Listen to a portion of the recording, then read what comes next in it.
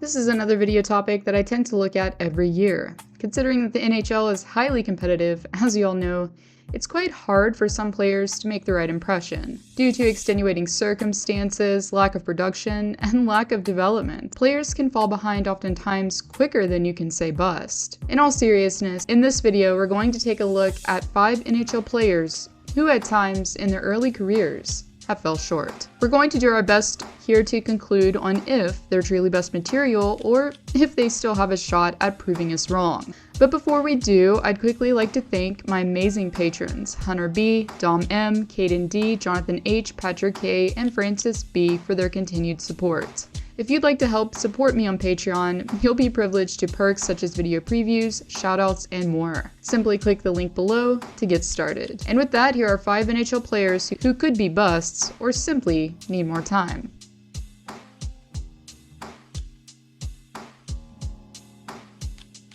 Drafted 2nd overall in 2020, behind Alexi Lafreniere, Quinton Byfield appeared to the LA Kings as almost a younger reincarnation of Captain Anze Kopitar. While playing for the OHL Sudbury Wolves, the forward at 6'4" demonstrated an insanely complete two-way game. As most of us know, to already be so mature physically at Byfield's age, coming in, this helped set him apart similarly to Kaapo Kakko before him. Reason being, the hope was that Byfield would be closer to being NHL ready than his peers. And to further bolster his case in being a high selection, Byfield went to work in his draft-eligible season. Following 82 points recorded in only 45 games played, Byfield appeared to possess the skill that would bring some stability down the middle that LA was looking for. However, as time went on, Byfield's peers who were drafted below him have surpassed Byfield by a landslide in production. Tim Stützle, Lucas Raymond, for example, have notched 20 or more goals and 50 or more points thus far in their young careers in a single season. Byfield, on the other hand, has only been able to record 9 goals and 34 points following 101 games played. However, just like most players who are in the same boat, Byfield has had things happen that have hindered his development. For instance, he's suffered a lot of injuries since being drafted that have slowed him down. He wasn't thrust into a top 6 role right away either, as the Kings roster is packed with more talent than Detroit's or Ottawa's respectively. Last season though, Byfield seemed to thrive while playing on the Anze Kopitar, Adrian Kempe line that put up some impressive numbers. For instance, while spending 474 minutes on even strength together, the line produced 31 goals while only allowing 11 last season. Even though 22 points in 53 games played doesn't exactly scream Art Ross, this was a step in the right direction for Byfield. And in similar fashion, the forward was able to score a goal in his season debut earlier this month against the Colorado Avalanche. While yes, he has room for improvement still yet, it's highly possible that Byfield will be able to eventually be the star that LA has been hoping he would be.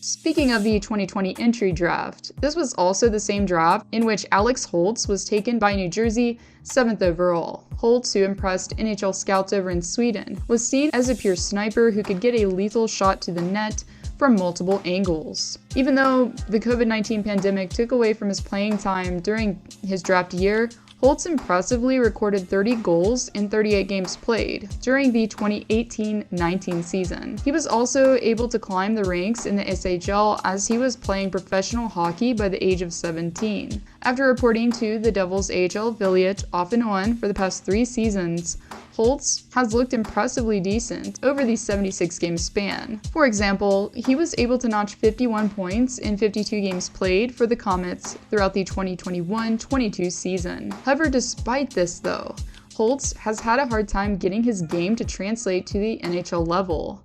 Despite the fact that he scored the Devils' first goal last season, he was only able to make the score sheet on 4 occasions after playing in 19 games. Holtz ended up being a healthy scratch on multiple occasions as he only made 14 appearances at the NHL level. However, Holtz has apparently put his struggles behind him as he's entered this current campaign seemingly optimistic. "I feel coming into this year, I'm a much better hockey player," Holtz said. "The way Holtz looks in camp, the way he's skated, he's earned the opportunity. coach Lindy Rupp commented. "We're putting him in a position where we want him to succeed." So far, after 2 games played this season, Holtz remains scoreless. To me, it often seems like pure goal scorers are more hit and miss than anything. Either they pan out or they don't. Given that he's only 21 and that he does have the right mindset, I wouldn't give up on Holtz just yet, but he's going to have to start lighting the lamp quickly before New Jersey begins to associate Holtz and BUSTS in the same category.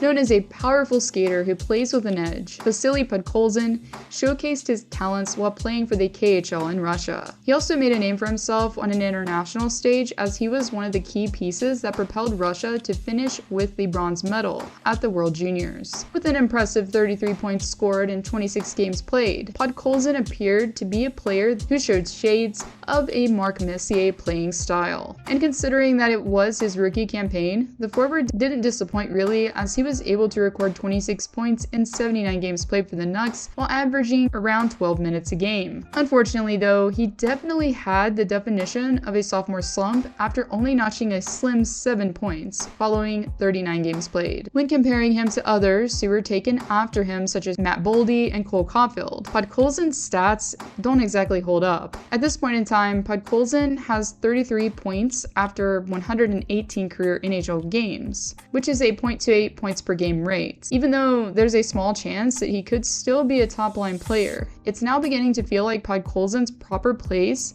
may be as a middle six winger. At 22 years of age, Podkolzin was recently sent down to the Canucks AHL team, the Abbotsford Canucks. At this rate, the forward is shaping up to look like a fringe player for Vancouver for the season, and will probably be spending the majority of his season in the minors. For a player who was once drafted 10th overall, even though he does still have time to turn things around, Podkolzin appears to be a bust for the Nucks.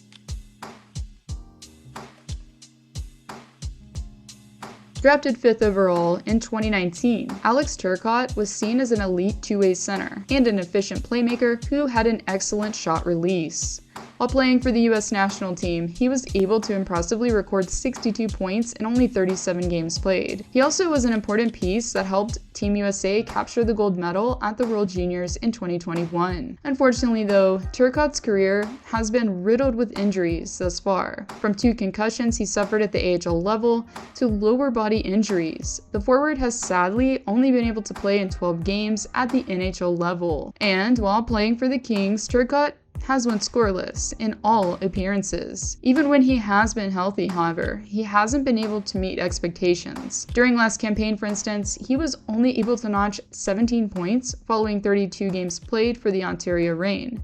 And again, players that were taken after Turcotte, such as Moritz Seider, Cole Caulfield, Trevor Zegras, and others, had a much more seamless transition to the NHL. All 3 players have recorded 40 or more points and have solidified themselves as dependable producers for their respective teams. Also, out of the first 20 players taken in 2019, Turcotte has played the fewest NHL games among them. Unfortunately for Turcotte though, he won't be playing in the show starting out, as he will be starting his season with the Ontario Reign due to being sent down to the AHL yet again. Even though yes, the Kings roster is competitive at center and he's faced a lot of injuries, I think it's fair to say that at 22 years old, Turcotte is looking more like a bust than not at this present time.